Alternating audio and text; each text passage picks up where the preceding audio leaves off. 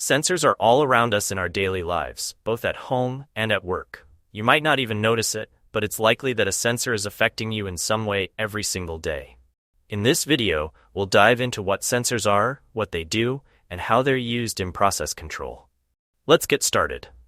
At its core, a sensor is a device that detects changes in its surroundings.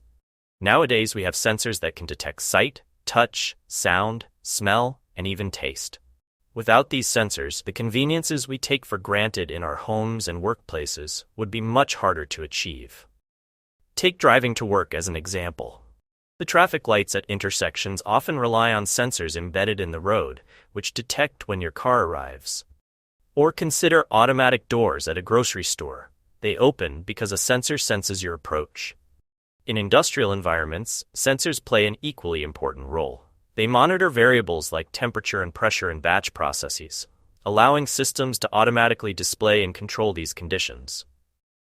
In instrumentation and process control, we define a sensor as a device that recognizes changes in physical, electrical, or chemical properties, then produces an electrical signal in response to those changes.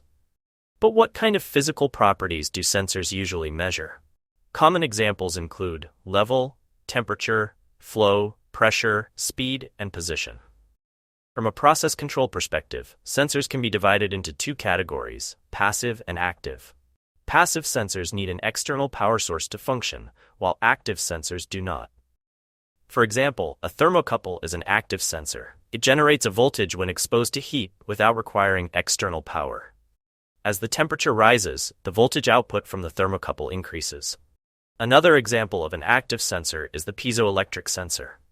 On the other hand, a resistance temperature detector, RTD, is a passive sensor.